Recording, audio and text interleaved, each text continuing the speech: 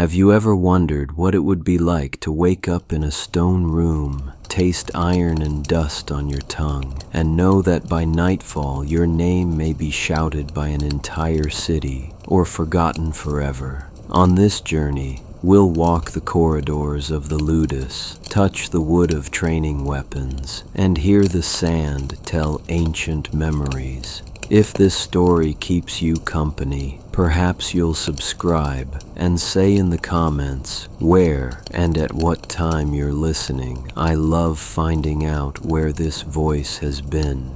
It's still the small hours when the corridor breathes. An oil lamp throws a tongue of light onto the stone. Inside, the smell is of straw, leather, and burnt oil. The first sound isn't a shout, it's the creak of a grate. Then the discreet music of morning, sandals being tied, muffled coughs, the dragging of a bucket. The doctor, the training master, walks by, counting his steps. He doesn't need to speak loudly. The stick in his hand already says what's necessary. In the yard, the sand is a domestic sea. You begin with what doesn't wound, slow stretches, ankles in circles, shoulders waking up, then short trots, bursts, squats. The air cuts the throat as if carrying tiny grains of glass. The training weapons enter the scene wooden and deliberately heavy so that the real blade, lighter, will feel generous on the day of combat. The tock-tock of wood against shield creates a beat. The body learns, little by little, to obey before it thinks. Gestures repeat like prayers. High guard, short step,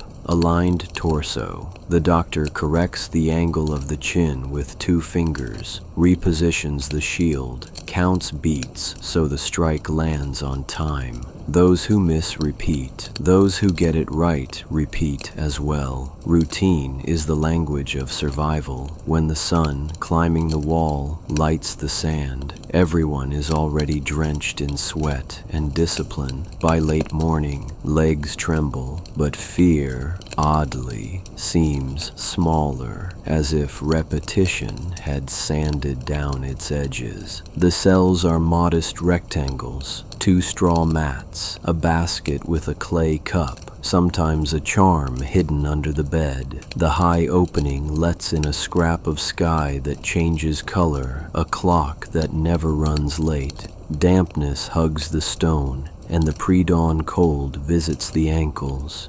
In discrete rows, channels carry water that arrives cold and sufficient. On a bench, a thick cloth serves both to dry the body and to fool the longing.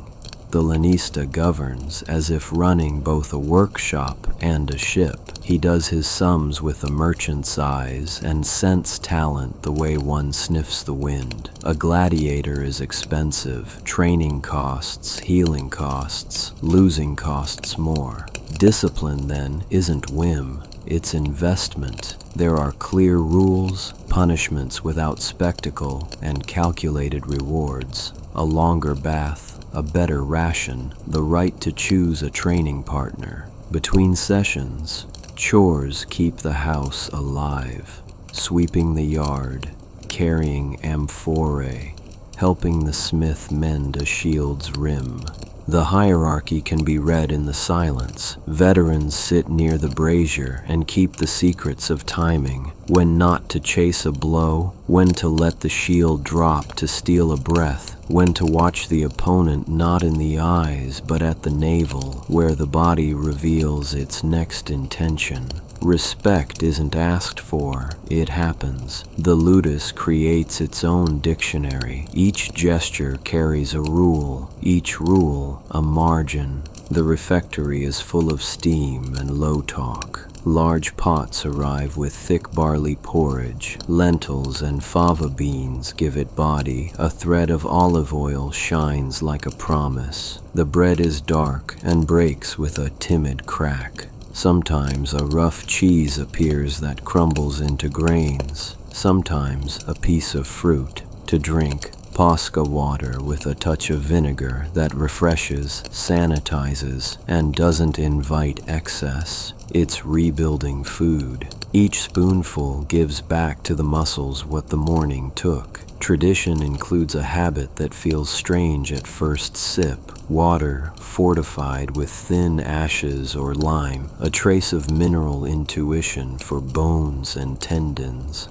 The taste is harsh. The body, grateful, learns not to argue.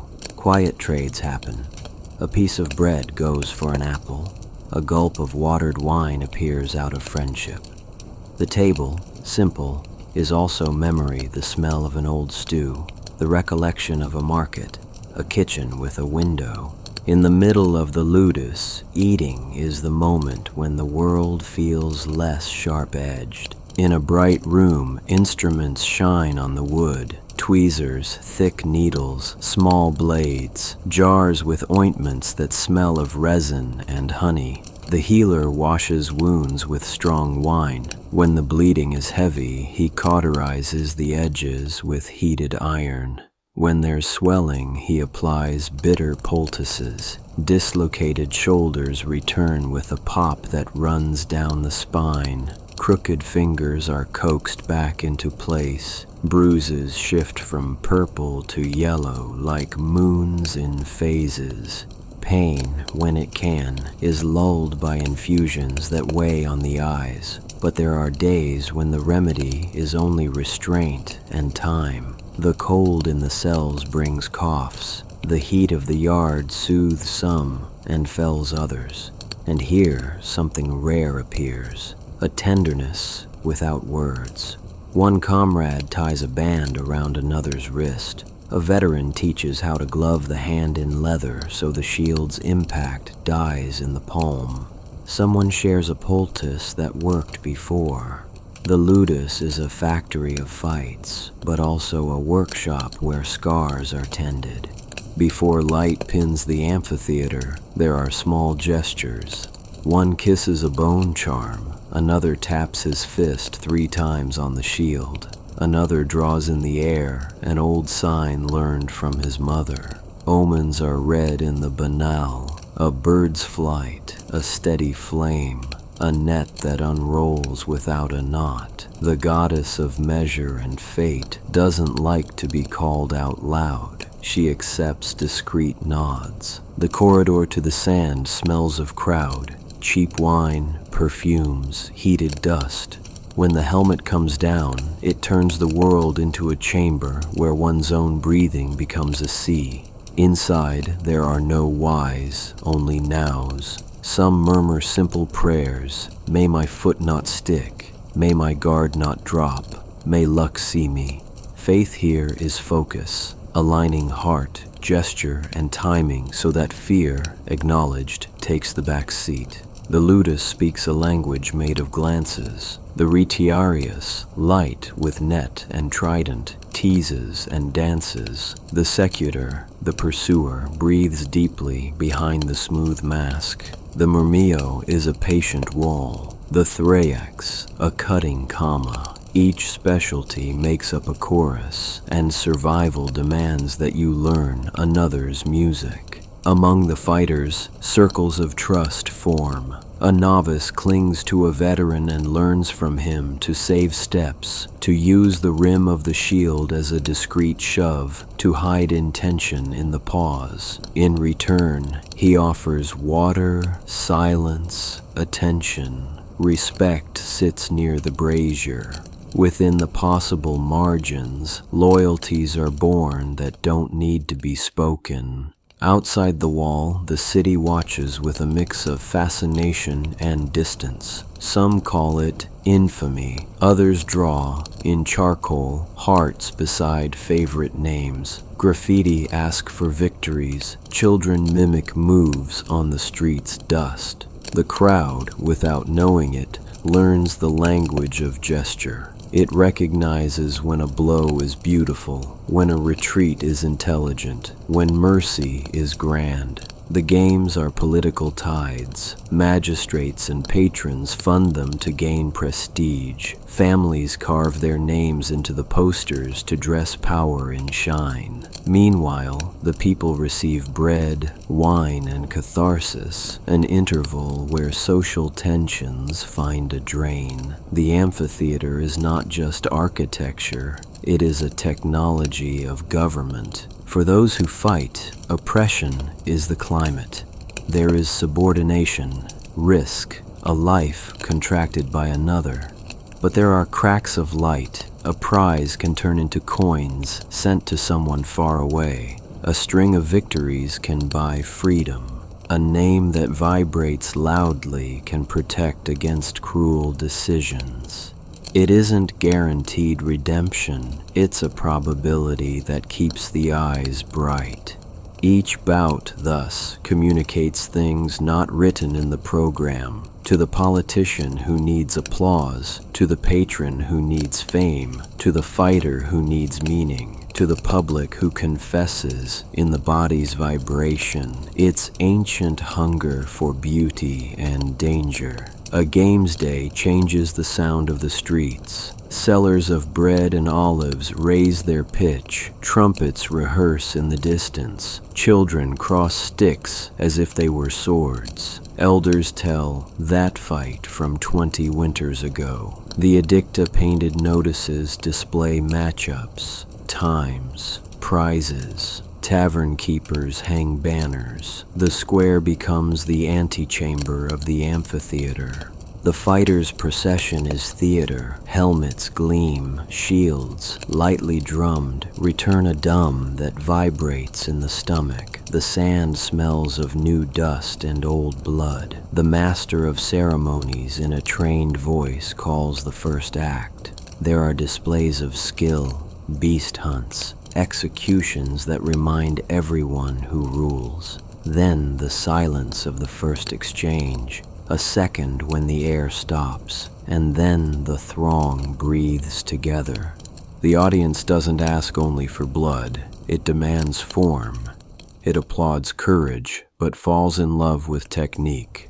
The tight slip, the counter born from rhythm, the decision to spare a worthy defeated foe. The famous thumb gesture works less as an eternal sentence and more as a mirror of the city's mood. When the torches are lit and voices flow downhill, the arena continues in comments, in improvised songs, in graffiti still wet. There is always a moment when the fighter is nothing but a racing chest. Fear knocks at the door like a polite neighbor.